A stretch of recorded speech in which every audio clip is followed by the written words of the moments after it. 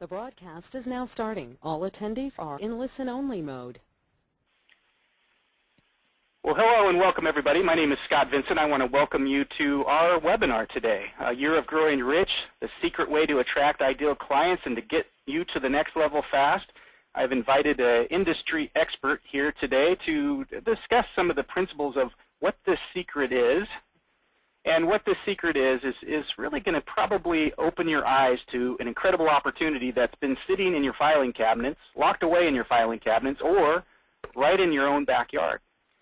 So, as you can see on the screen, it says, welcome all mortgage and real estate professionals. Now, if you are a mortgage and real estate professional and or a real estate professional, you are in the right place. If you're not, and you're in the world of finance, or maybe it's helping customers, you might get something out of today's meeting, but primarily the people that were invited to this meeting today are mortgage experts and they're real estate experts. We had just around about 400 people register for today's event, and since I've been doing web seminars for some time, I know that the attendee rates usually are about half of that. I always like to share that with you because you want to know, really what kind of people are on these calls. Now, today, I'm going to show you and help you discover what this secret is. And this secret could help you and your business become highly profitable. Now, some of you are profitable. You're profitable in different ways. Some of you think that you're very successful and you're successful in different ways. Maybe what we discussed today, this secret can help you really take your business up another level or two. Or if you're striving for or to achieve that next level, maybe we'll help you get there faster, or maybe we'll help you blow through that glass ceiling of what success really is and get you to that next level too. Now, many of you, I think 90% of you that have registered for today's session have already registered for part 2, and I thank you for that, because part 2, we're going to, after we show you what this secret is today that you can implement in your business right now to make it more profitable, we're going to show you what those steps are and how simple it is to take this to your business immediately and start profiting for it. So, if you haven't registered for that, we're going to give you ample opportunity to be able to do that. Let me start this off by saying you are in a listen-only mode. That means that we cannot hear any background noise associated with your end of this call, but that doesn't mean that you can't participate. And actually, we set up this particular webinar to enable you to ask questions. We're going to field those questions really offline after this session, but use that webinar toolbar up near the right-hand corner of your screen. As you expand that and click on the little, I think it's an orangish colored arrow, you'll see that it will expand that webinar toolbar, and there's a part there that says enter a question for staff. And we'll be able to download that after, and then if there's any questions regarding what it is that I talk about or what it is of the expert that I invited here to speak today, Bill Sparkman, is that we'll get those questions answered for you and get back to you in an appropriate time. I am Scott Vincent. I'm an industry expert in corporate affinity, or what's called corporate marketing. I've been in this business for a very long time, 22, in fact, would be 23 years this November. I've become this affinity marketing expert through trials and tribulations over the first 10 to 13 years, or somewhere in that neighborhood of my career. I'm a good reader, and I read this book recently from T. Harv Eker. He's author of a bestseller called The Millionaire Mindset.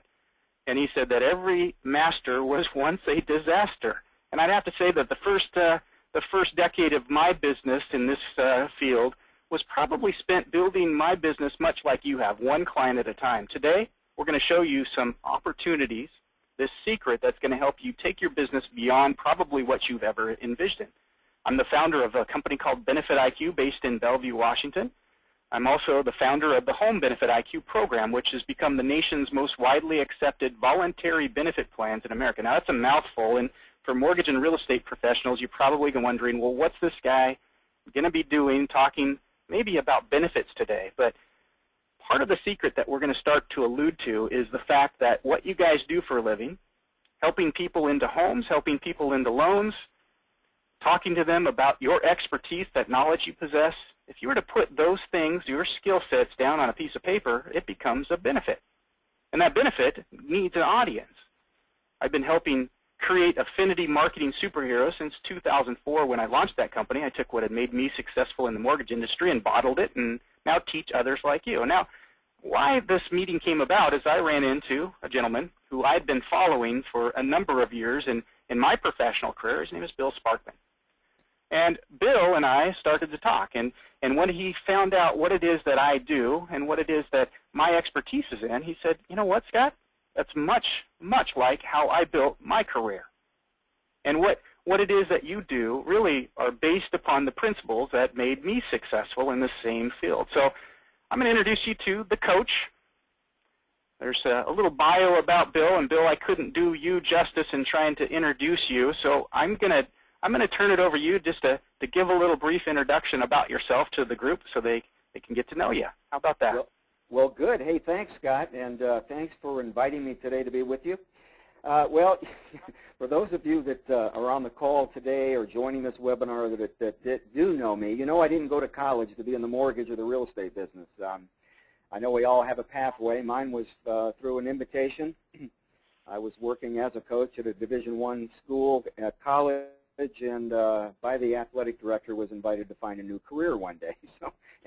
So that was my entrance into the business, and I think, like Scott said, been in the business probably 25, 30 years. Probably I survived Jimmy Carter, let's put it that way. I remember those days, like some of you, I'm sure, 18, 19, 20% interest rates. So, and currently, you know, I've owned 3 or 4 mortgage and real estate companies over the years. Currently, I do sales and marketing, training and seminars for mortgage companies and real estate companies all over the country, as well as coaching realtors and mortgage originators on a daily basis. And what's more fun than that? So I guess this business is like the mafia. You know, once you're in, you're in. Okay? There's no way out. So and I'm glad about that as well. So I'm glad to be with you today. I'm coming at you from Nashville, Tennessee, my newer home, and what a great place to be in the South. So that's the nutshell and the ABCs of me, Scott. Well, I appreciate that, Bill. What I'm going to do is kind of set the stage for the focus of our conversation today. Today, we're planning just shy of about 45-minute presentation for you today, and really it's not as much of a presentation as it is a sort of an interview. I wanted to get Bill on this call today and interview him about successful strategies, successful marketing strategies, or what I have discovered in my 22-year career to be the #1 moneymaker for mortgage professionals. Now, about 80% of the people that are on this call are going to take what it is that we talk about today and do nothing with it. 20% of you that are on this call are probably going to jot some notes down and take great notes, and it's very likely that you're going to implement the secret that we're going to help you uncover today, and you're likely going to double, maybe even triple, maybe even quadruple your productivity and your income based on these principles. One thing that I found in my career is that when you're looking at what it is that you do on a daily basis to improve your business, and I'm assuming most of you want to improve your business, whether it's just becoming productive or more profitable, you have to look at those activities. The activities that you perform on a daily basis have to really involve the direct acquisition of paying customers. Now, I know I'm using some big words there. To boil that down, the daily activities of a mortgage or a real estate professional need to be about acquiring clients. So today is just about that. How do you go out and where do you find your next deal? And I'm certain that there's people on this call, Bill, that probably scratch their head at the end of a given month, go, okay, that was a decent month, but where does my next 5 clients or where does my next commission come from? So there's another thing I want to do too, and this is kind of helping you guys set the stage for the mindset we need to get you in today. Money is attracted to that which brings the most value to the marketplace. Now, there's a lot of you on this call that do internet marketing. There's a lot of experts in this industry. I watched a Frank and Brian video. If you know the mortgage industry, you probably know Frank and Brian. But they were talking about all these different marketing tactics that mortgage professionals that take this business seriously are off doing, and they're bouncing from one to another. There's experts talking to you about SEO, search engine optimization, and dumping money into your websites. There's experts talking to you about, well, maybe it's about doing blogging and trying to find an audience out there in your community. Or maybe it's the old-fashioned way of doing business, which is going out and meeting referral partners and asking for referrals and distributing or displaying to them that you have something of value to offer to their clients. Some of you are buying internet leads, right? The most value that you can bring to your marketplace really has to do with the impact that you can have in your community. Now, when you start to listen to the secret that we're going to uncover to you today, what it is that we're going to teach you how to do is how to bring the most value to your marketplace. And if you can bring the most value to your marketplace, with it comes reward. With it comes a chance to not increase your productivity or increase your success one rung at a time, but maybe 5 rungs at a time. When I got into this business, Bill, I don't know about you, but my boss 20-some years ago told me that, Scott, if you work harder than the other loan officer in that other cubicle over there, you're going to succeed, and someday you're going to own your own branch or run your own branch, and you're going to have all this money, right? Well, really what my boss was doing was keeping me sort of handcuffed, because he was teaching me to go out and generate business just like everybody else in those offices were doing. One client at a time strategy. So we want to help you guys really open an opportunity for something that's even bigger. Now, the secret that we're going to talk about, I'm going to interview Bill about today, is what is called a corporate marketing strategy. There are businesses in your city right now that are full of employees, and those employees in your city are buying, they're selling, and they're refinancing their most valuable asset with somebody other than you. Now, if these employers aren't telling their employees to come to you, they're doing their employees a disservice, because everybody that's on this call, you have something that 99% of your competition doesn't have. You have some moxie. You have something that's different from them. You're a little bit bold. You're going out there and educating yourself on new strategies to find new clients, and this secret really is going to be about this strategy right here, tapping your services into local employers so these employers would feed your pipelines full of quality buyers or sellers if you're a real estate agent, or borrowers, right, for the mortgage loan officer. So we're going to get through the interview process here with Bill. Bill had found out in his career that he could become a corporate marketing superhero pretty easily by tapping into these same strategies. And so I have him here today. I have a series of questions that we're going to go through, and Bill, you'll see the first one on the screen with everybody else. It says, how did you get started with corporate marketing? Well, and I'm going to turn it over to you for this answer. Well, thanks, Scott.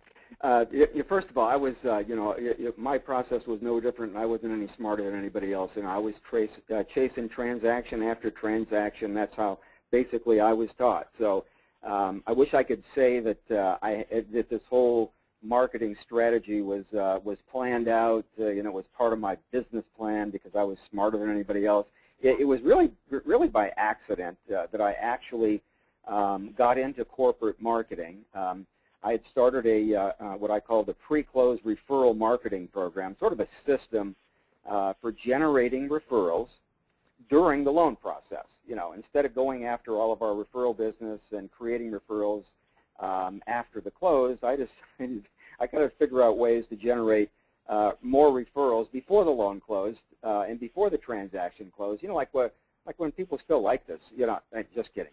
So I called this it was my balloon marketing strategy. Now, this is it sounds official, but the people that during a transaction, they would say, hey, Scott, give me 3 of your business cards or 4. I want to give them out at work because, man, you're doing such a great job for us. And that happened a lot. People always ask me for my cards. At this time, I owned a mortgage company and a real estate company, and they would ask my realtor or myself. But the problem was the phone wasn't ringing. So I'm giving out all these cards. We're doing a great job, but there wasn't the referrals that I expected when people said they were going to go hand out cards at work. So I figured out I had to do something different. So I decided that, you know what, I'll let everybody at work know that you bought a house and that we're doing the mortgage for you. You know what, I'll take care of that. So the balloon strategy in a real nutshell was after the loan was approved, and we had an approval, a big white box, 18 by 24, showed up at the workplace of the buyer of the home. This was always on a purchase, and they just had a great big sticker on the outside of the white box that just said, "Congratulations." That's all it said. And when the box got delivered to the employee's desk, there was one thing I knew: they're going to open the box. There's too many people standing around going, "Hey, what is it? Is it your anniversary, your birthday? Come on, open it." Anyway, so there was a little bit of excitement. When they opened the box, an 18-inch Mylar helium-filled balloon, came out of the box that just said "Congratulations" on it. It popped out, had 5 cards attached to the bottom of the string, so it would go all the way to the roof, and it just said, "Congratulations on purchasing your new home. I'll take care of everything. Start packing. Now, make sure the loan's going to close, by the way. You don't want to have to repo your balloon. But anyway, so the shelf life, by the way, on an 18-inch Mylar helium-filled balloon is amazing. So what really happened from that was that every time somebody walked by their desk, they saw the balloon and said, hey, what happened? Is it your birthday? No, we bought a house, and the mortgage guy sent over a balloon. So how'd you get a house? I make more than you. Anyway, it became a way right there to generate more referrals at the point of sale, at their workplace, just using a balloon. So the very first balloon generated about 3 referrals. Now, this is like hitting a grand slam your very first time at bat. This is atypical, by the way, for us. But the very first time I sent this balloon out, we got 3 referrals from the company, from the coworkers that they were going to give my card to, by the way. And this particular company had 9,200 employees. They were in a division of 600 people. So when I say it's atypical, that's not typical. But you know what? It made me think, wait a minute, I got 3 more balloons going out now. And we liked the quality of leads. They all had a job. So that was number 1. So I began using the balloons on every closing, began to co-brand it with our real estate agents. We split the cost. And it actually started a larger train of thought. I thought, wait a minute, maybe I could get the company to endorse us, our company, our real estate company, our mortgage company, to the rest of the employees. That started it. I didn't know how. That was the what, Scott. I didn't really know how to do it, but I thought, God, if I could get the company to tell everybody there that we're doing a good job for their employees, wouldn't that be great? So I just wanted to take the idea from there and see if I could come up with an idea or a strategy to approach other companies where we didn't have any loans going at any particular time. There wasn't a loan in process. Maybe I could offer the employees that worked at that company mortgage and real estate services with discounts or something, but it did start the thinking process. And again, it wasn't so planned out, but it was a bit accidental, but it definitely opened up it stretched my mind to begin with. Bill, your story is very similar to mine and how I got started serving my mortgage services as an employee benefit. But my wife came home from work one day and she said, why aren't you doing more loans for the people at my workplace? And I scratched my head. I looked at her and I said, you're right. Why am I not? And when I looked at myself in the mirror, I go, well, maybe that stack of 5 business cards that I'm handing her once a month and asking her to hand them out isn't quite cutting it. So really, why most mortgage professionals don't take this strategy and really do something with it is because they don't know what to do next. And I think they don't know what to do next because they don't know how lucrative it can really be. When you analyze how most mortgage professionals go about getting their business, they're stuck in what I call a B2C, client acquisition strategy mentality. A B2C stands for business to consumer. And business to consumer is great. It's probably gotten most of these people, wouldn't you admit, on this call to this point in their career, because that strategy of doing a deal, doing a good enough deal that you get a referral from that person, and then several years later that person needs another deal, and that starts to result. When you start to do the mathematics here, that's what keeps you in business. But it also keeps you really not to a level that you could really or certainly achieve. Your Mylar balloon, in your story with your Mylar balloon coming out of a box, really helped you achieve a B2B client acquisition strategy, wouldn't you say? Well, that sounds. See, looking back on it now, I go, yeah, that was very intentional on that. But yeah, exactly. It started that without knowing. I think that sometimes in our business, it's the how that stops people. Just because they don't know how to do it. And I guess that's one thing I've always known more about what I wanted. If I didn't know how, it was like, I'm not going to overthink this. And most people, again, in our business will overthink an idea until it's gone. So yeah, we stumbled into that one, and I figured I liked the result. I just had to figure out now what's the next step. We're going to focus more on the how, I think, Bill. Yeah. In coming up with these questions that we discussed, here's probably the #1 question that most people on this call are going to ask, right? What was your target, the HR departments? What size of companies would you go after? How do how do you break the ice? How do you get your foot in the door? Those types of questions. Well, I started with, how am I going to generate the leads? Because I like the idea. I like the result that I was getting. So I just started like anybody would. So I need more leads now. This is a great idea. What am I going to go knock on doors at companies? So I started with just a regular networking that we all do. I just had, I had different questions. That's all. But so it started with just networking, asking people, hey, where do you work? And I was always interested in that to begin with.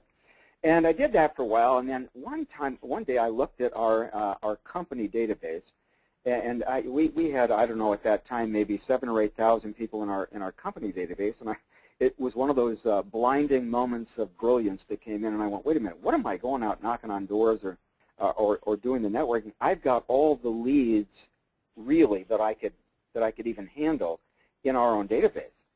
These were people that liked us. We already had closed business with, so we had all the leads that I needed to begin with right in front of us. So I just started from that. Once discovering we had the leads, we started a phone campaign. It was pretty simple. It was number one a great way to get in touch with people that maybe we hadn't talked to for a while. But the phone campaign just started with hi, just checking in with you. How's everything going? And by the way, I wanted to let you know that I have a new. And it had to sound official, so we called it our employee mortgage benefit program at that time. And by the way, who's in charge of people where you work? I used to ask who's in charge of HR, but not every company has an HR department, so it was more about who's in charge of people where you work.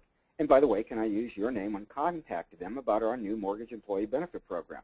I found that most companies were taking away benefits rather than adding more benefits for the employees. So it was a pretty decent opening there. And I had a third-party influence.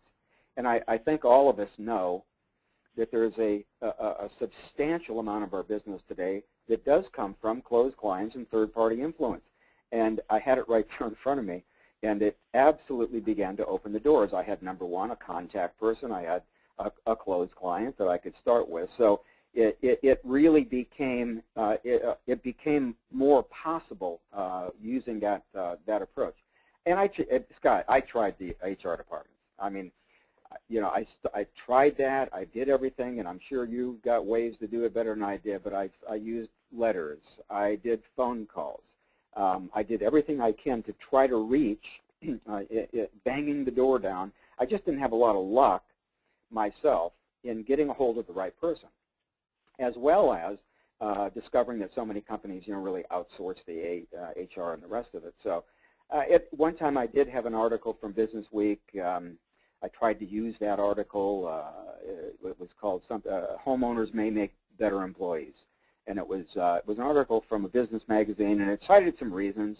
Of course, I used those in my approach, the reasons that if somebody owned a home, they might be a better employee, given that they may have less absenteeism, better attitude, less insurance claims. Anyway, so I tried to use that article, but again, I was banging on the door rather than looking into my own database. So as time went on, as we got a little better at the whole strategy, I did start to network with at HR conventions. I bought lists of HR people. We used CD marketing. We sent CDs to companies. So we did some of that at the beginning where it sounded like we were getting a lot smarter. But it always went back to, why don't I just go right back to my own leads that I currently have that already know us? So it did take it right back to that, back to those companies that we already had in front of us. I think you asked something about the size of the company. Was that one of it, Scott? What size? That was, I think, yeah, I think you'd mentioned a big number earlier. Yeah. You said something about a company that had over 9,000 employees, yeah. But ideal targets and things like that, I think a lot of people are always hesitant to go and ask, and I think that's what a lot of people need to recognize that are on this call. One of my old mentors said, you might just get what you ask for. So you go and ask an employer that has 9,000 employees if you could serve your mortgage or your real estate services to their people. They might just say yes, but you got to know what you're getting into too. And so maybe you can I'll back up a screen or two because we had that question that I don't think we fully covered here about the size of companies that would be ideal for this strategy. Yeah, I think you got to be careful because I think that could be one of the mental roadblocks. You know, when you throw that, it's got to be some big company with thousands of employees. Like, I don't even know where to begin. Remember, that was a grand slam first time at bat. All right, that was again atypical. The size of the company wasn't as big of a concern for us as it was the access.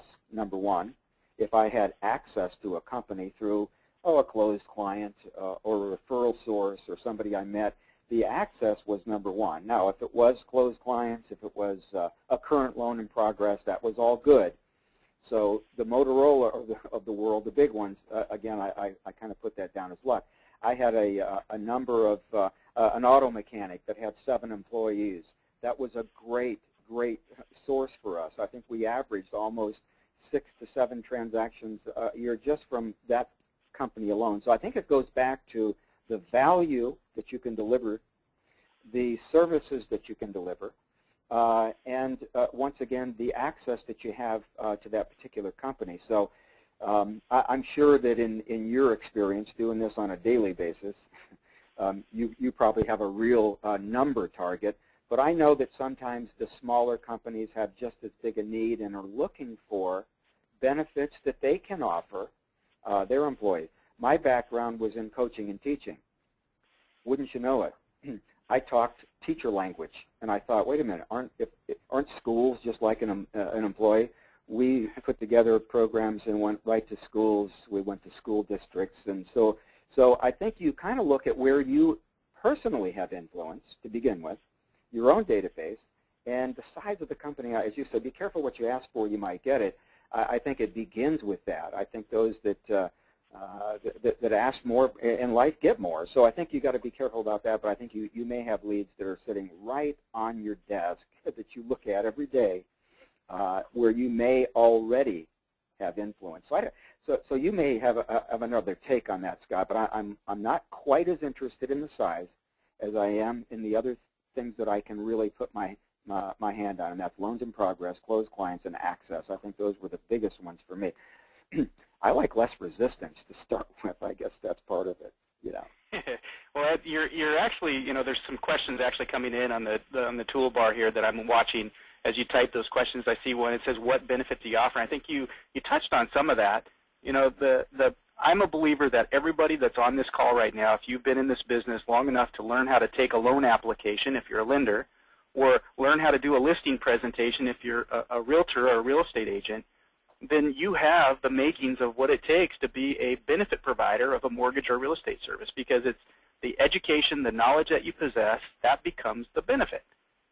And you, a person that has a background in education or coaching, or the experts that are listening to us have a background in helping clients into homes and loans, into the most valuable asset they'll ever have to finance, that's what the employer would want and need. Now, you and I talked about what it called, you called it your power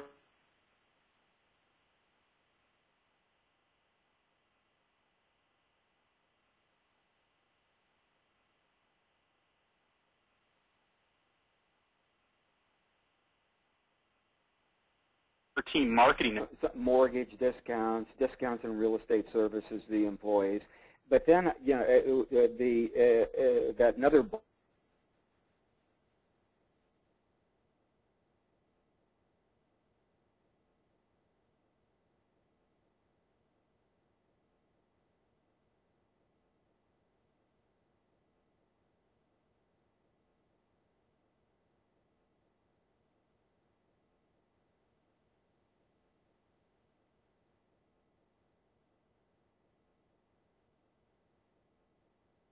title company, depending what part of the country you're in, home inspector, our insurance agent, we had a mortgage provider, our real estate provider, appraiser. We then had all of those as an offering of services to the employees. Now, that's a short version, but you can now see what it also afforded us. Look at all the leads that we could leverage from everyone on this particular team as we went into a company. They all had leads as well, so you can see now the leads started to grow. And they already had access either to companies already. So it started with providing bigger services. So now it wasn't just our employee mortgage benefit program. It was more of an employee benefits program. And we had to then put some sort of a value on, because you can imagine most companies that we talk to, anybody said, okay, so what kind of benefits? What do employees get? You're going to give them a little discount on closing costs and that's it? So we had to actually put a value cost, cost dollar savings on the kind of benefits. So it started with putting that team together to begin with, and that team was pretty, and you can imagine it had to be the right people. They had to have a thirst and a real appetite for growing their business and for doing some of the other things that we offered along the way, because we had to put that dollar savings on it. So you called it a bundle. We just called it bundled services. I just found that if somebody trusts one person, they're apt to trust the other people that are on your team. So it just it really sweetened the deal for the employee. And again, it was no cost to the employer, no cost to the employee. There was more benefits. There was an implied credibility with the whole team coming together, and it became a one-stop shop for employees' financial needs, buying a home, as you said, refinancing a home, selling a home.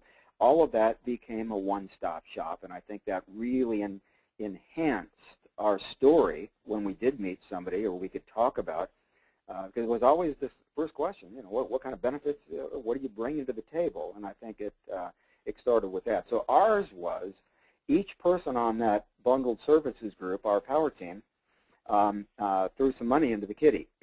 Well, that's us talking, but they threw something of value that had a dollar cost savings to the employee.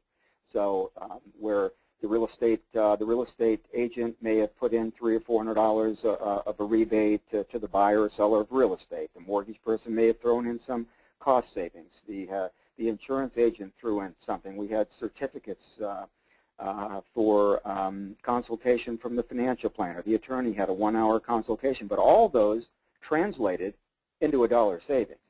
So just from our power team, we had over $1,400 worth of, if somebody, now that's if they used all those services, obviously, but there were, if somebody said, so what's the benefit of that? Well, right off the bat, we haven't even started to talk about some of our other learning and classroom things, but just off the bat, that's $1,400 right off the bat that they could save. So it had to turn into that dollar savings, and it started to elevate that conversation.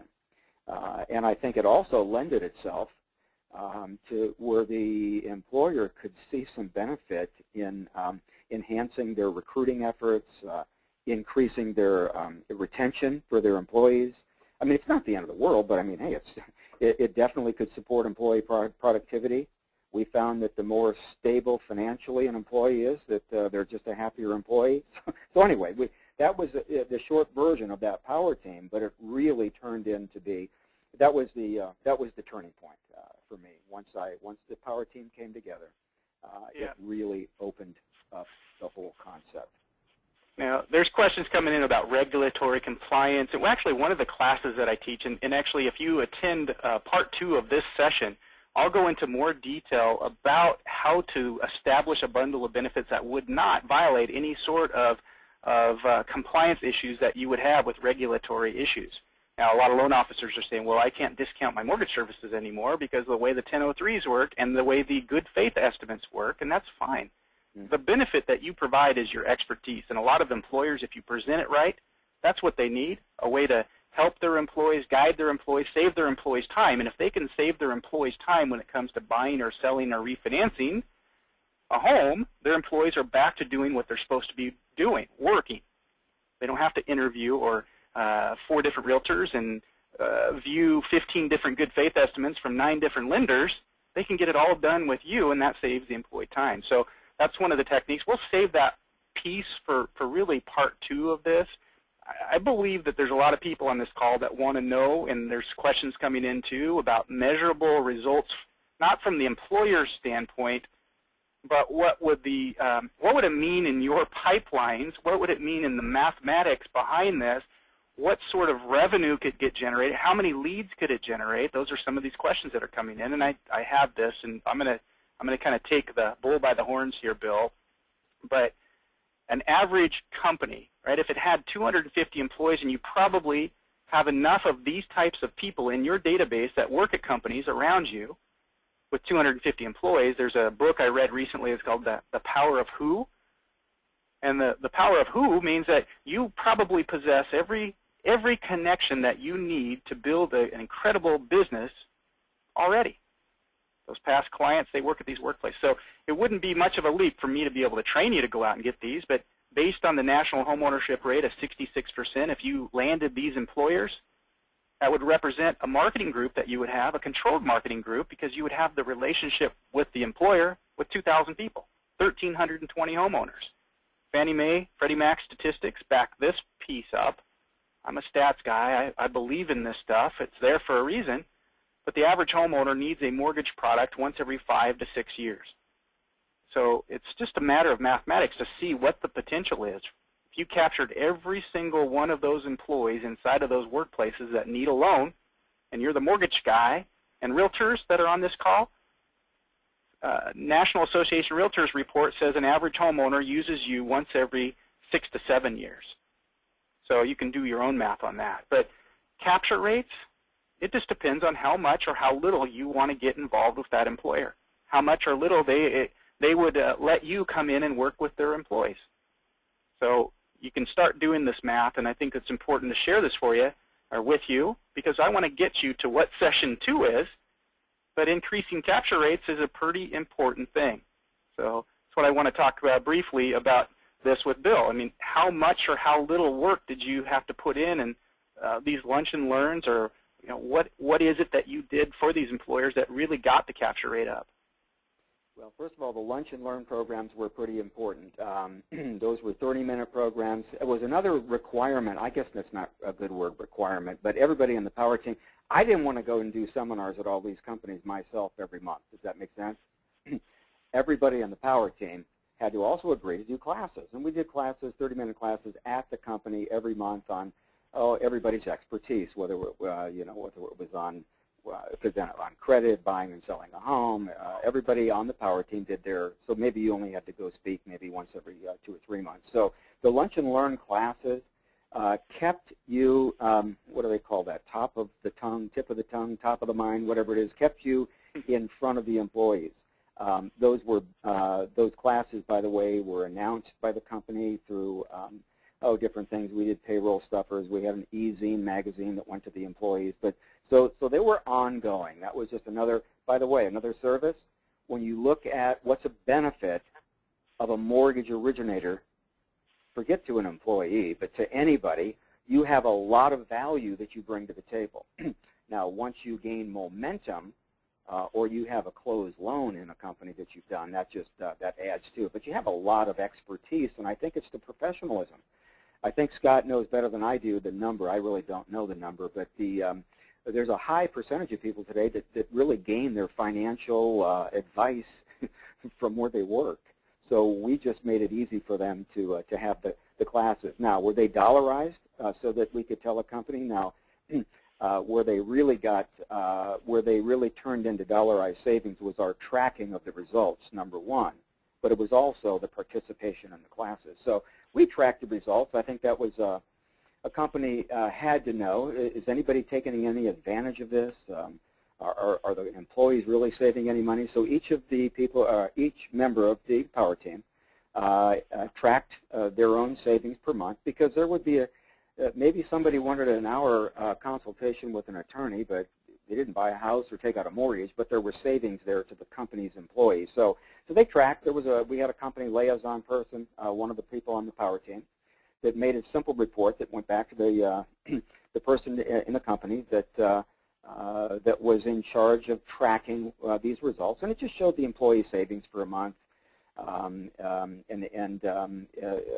it let them know that first of all, employees were taking advantage of the bundled services and benefits, and at the same time, there was an overall savings. That overall savings again was sent to the employees through our e-zine or a payroll stuffer, so they actually could see that there were people taking advantage, and there were savings along the way, and there were people attending the classes, and I think that. So we had to track. We found the employer not only doesn't want to pay for anything, but they They don't want to maintain anything. There has to be no maintenance, I found. So I had to be very simple for them to look and see that we were making a difference in the company. Bill, I want to circle back around. When it was about 3 slides into this or 4 slides into this, I put up a statement. It says, money is attracted to that which brings the most value to the marketplace. And I want to kind of circle back around because there's a lot of people on this call probably that are listening to us going, boy, this seems like a lot of work. It seems like a lot of effort, doing lunch and learns, having to talk to employers, having to be there to answer questions from all these employees. God knows if I turned my mortgage or my real estate services on as a benefit to these employers, wouldn't all these employees want to call me and talk to me and ask me questions? And I think that heaven forbid. Yeah, heaven forbid. That's we're in sales, aren't we? And sales means that your phone rings and people call you and you don't call people. I think what I teach people to do, Bill, is to look at what I call the end in mind. Stephen Covey, in one of his most famous books, has a chapter, and it says, begin with the end in mind. And so if you're going to reach out, work towards a goal, and you're going to deliver the most value to your community, money's going to come, but you have to see where it's going to go someday. And maybe, in our discussion, Bill, when I met you in person finally, you had talked about how you could turn this into a saleable asset. Right. I think you also have to elevate this conversation from the corporate marketing strategy to what if I could show you a way to get more referrals? In fact, so many referrals that you might even tell me you'd be too busy. I mean, if you look at it that way, it was like, yeah, I need more. I could take more referrals all day long. All right, well, let's put it around the concept here. How this turned in for me, how I could turn this into to a saleable asset of my mortgage company, and I sold my mortgage company 3 times. Like I said, it's like the mafia. Once you're in, you're in. But I can say it in 2 words, predictable income. I teach loan originators and realtors every day how to create predictable income because I know with the absence of being able to predict your income, it produces a little bit of stress in this business, not only for my loan originators and my realtors, but as an owner, yeah, it's a little bit of stress when you can't begin to predict income. So with this particular strategy, instead of chasing transactions, we focused on building residual income. Not only residual income, but highly forecastable and easily documented predictable income. I could take 16 companies that we were currently embedded in their company with our employees benefits program, and it'd be pretty simple to show you the last 18 months or the last 4 quarters what we generated from the income. And as an owner, being more selfish, I always had this worry that if all the loan officers left me tomorrow because somebody paid them more, game over, before I had this particular strategy in place in my company.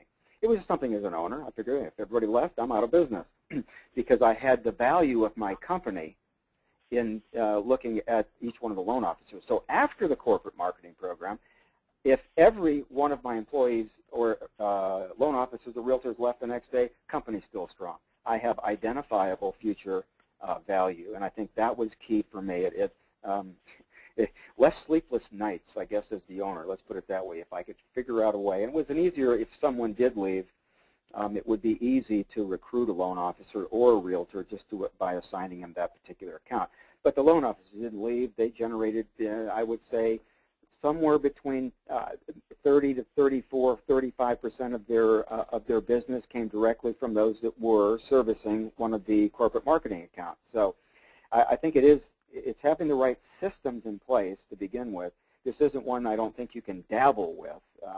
Oh, let me try that next week. I think that that may be one of the biggest problems in our business today. Most loan officers and realtors are 100% committed.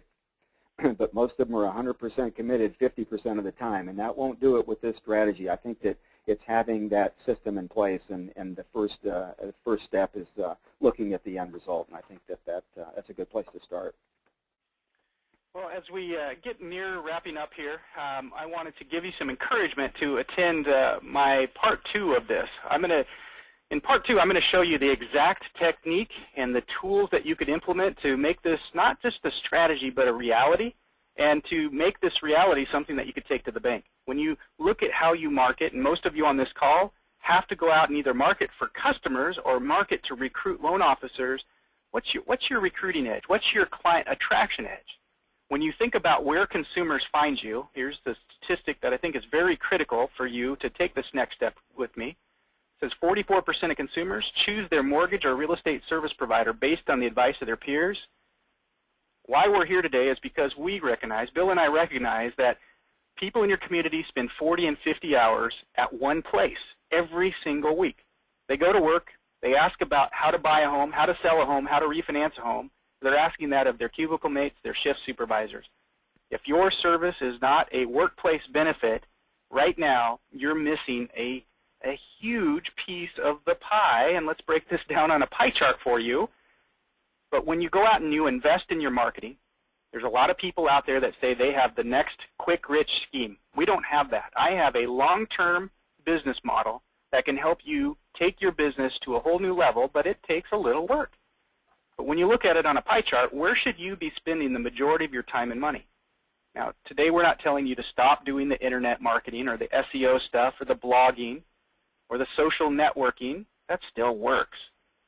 But honestly, look at this. Where would you spend, or where should you spend the majority of your time and money? The workplace, and I'll roll this back. At the bottom of this screen it says the workplace is a major peer group that they're listening to. Top of mind is what it is. You could become a top of mind person. Now, I was chastised for using this image because I have simple formula, but that image doesn't look too simple, does it? In session 2 or part 2 of this meeting, we're going to show you the best technique to have employers endorsing you. We're going to show you the exact tools that you could take out to your marketplace tomorrow to go start landing corporate accounts and seeing business that you aren't seeing right now. The simple steps will be there. This secret that we covered for you, why we call it a secret, is because most mortgage and real estate professionals, 99% of them, will talk themselves out of this before they even decide to go out and do it. But I'm telling you, all you have to do is go and ask. Ask your client tonight on the phone when you're updating their loan application, or you're interviewing them to see if you're the right person to help them sell their home. You ask them about their workplace, how many people work there, and you ask them if they have a mortgage or real estate benefit program where they work. I'll almost guarantee that they'll say no, and that's your opportunity. So if you'd like to take us up on the next step here, we're not selling anything today. Not at all. I'm not even going to make a sales pitch at the end of this thing. I want you to think about this.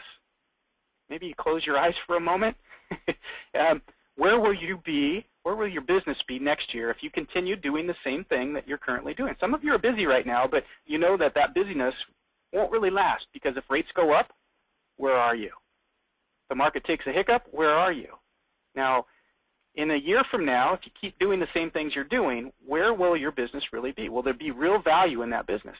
When you consider the strategy that Bill and I spoke about today, where will your business be in a year if you start building your business one company at a time? These employers have written initiatives to find people like you. Now is the time. Bill, I'll let you talk about this briefly, and then we'll wrap it up. But you wanted to let the people know how they might be able to get more information from you. Pretty simple. BillSparkmanTheCoach.com. If you'd like to get a copy of my free Friday e-tip I send out, just go there and sign up for it. I'd be happy to make sure you get that every Friday.